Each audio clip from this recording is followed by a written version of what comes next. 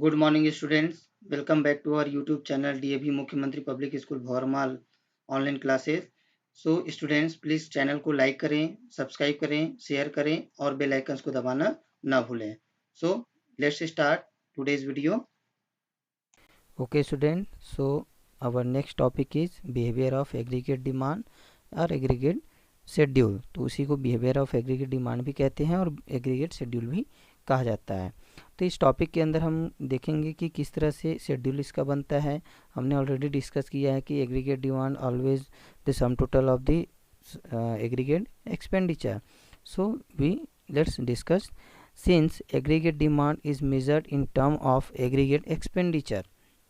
जो aggregate demand होगा उसको मेजर किया जाएगा किसके टर्म पे, एग्रीगेट एक्सपेंडिचर के टर्म पे। On the purchase of goods and services, किस पर, जब किसी भी गुड्स और सर्विसेज को परचेस किया जाता है उस बेस पर।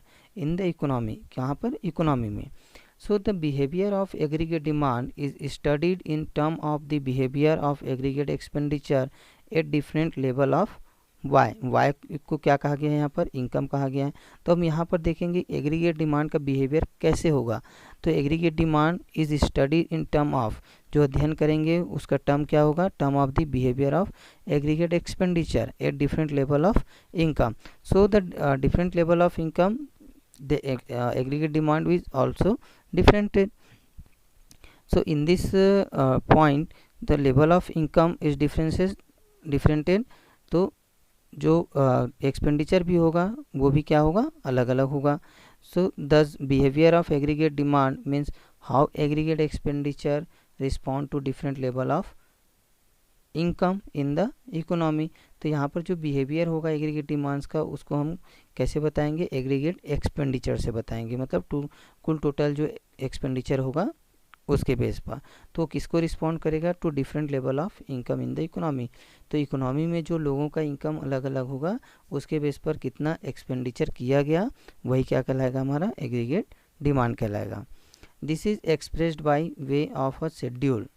इसी को क्या कहा जाता है, शेड्यूल कहा जाएगा। जो बनेगा जैसे जैसे लेवल का इनकम का लेवल जो बढ़ता जाएगा उसके अकॉर्डिंग जो एग्रीगेट डिमांड में जो चेंजेस आएंगे उसे known as aggregate demand schedule और एग्रीगेट एक्सपेंडिचर शेड्यूल। तो इसी को हम किस रूप से जानेंगे, एग्रीगेट डिमांड और एग्रीगेट एक्सपेंडिचर के शेड्यूल के रूप में देखेंगे। So the let's table in the table 1 is an example of this schedule. So the table 1 aggregate demand schedule showing relationship between aggregate demand and Y. So what is the relationship between the aggregate demand and level of income। तो एक income level और aggregate demand में जो relation है उसको हम देखेंगे। Now the given table, so Y income and aggregate demand always know about the aggregate expenditure और प्लान एक्सपेंडिचर जो लोगों के द्वारा प्लान किया गया है खर्च करने के लिए उसके बारे में। So the when the level of income zero that means कि लेवल ऑफ इनकम क्या है, जीरो है, 1 रुपये भी वो इनकम जनरेट नहीं कर रहा है। तो उस सिचुएशन में आप देखेंगे कि एक्सपेंडिचर जो है वो कितना है, 30 है।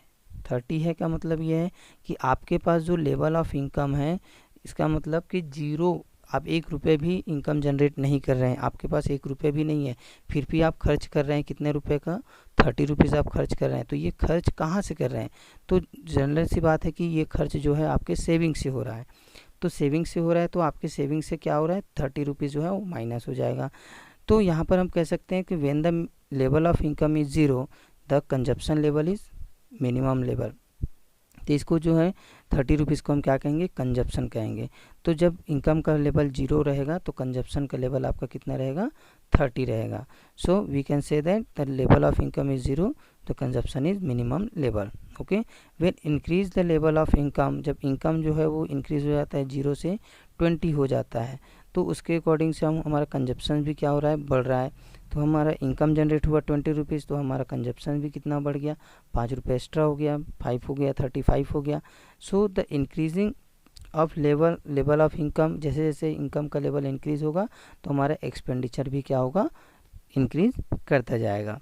तो यहाँ पर भी आप देखिए 20 रुपीज़ आपका इनकम है लेकिन 35 आपका कंजप्शन है। तो यहाँ पर भी आप देखेंगे 15 रुपीज़ जो है वो आपका क्या है, सेविंग से हो रहा है। फिर now the next increase the level of income 40 rupees यहाँ पर हो गया, और कंजप्शन का जो लेवल है वो भी कितना है आपका 40 रुपीज़ हो गया।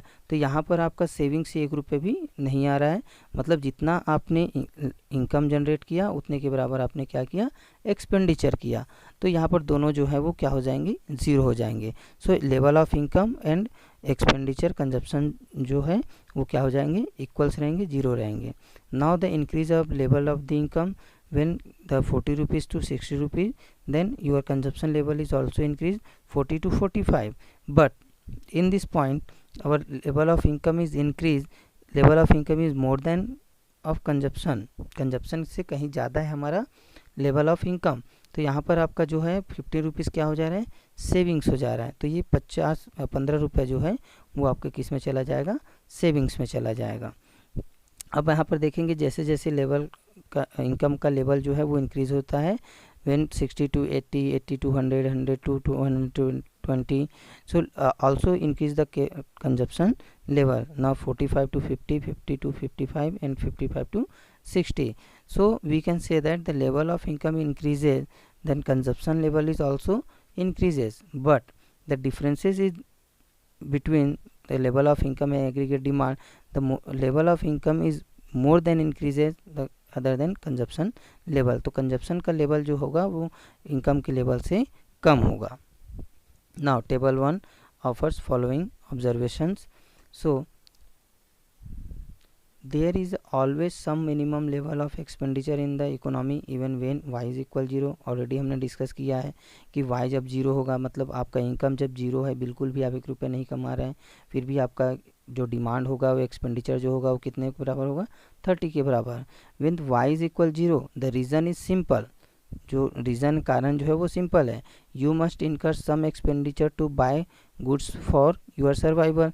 मतलब आपके पास भले ही इनकम जनरेट ना हो, लेकिन आपको जीवन चलाने के लिए क्या करना पड़ेगा, कुछ ना कुछ चीज़ों को खरीदनी पड़ती है, जो आवश्यक चीज़ें होती हैं, जैसे आपका कपड़ा हो गया, खाने की वस्तु हो गई, ये सब चीज़ें।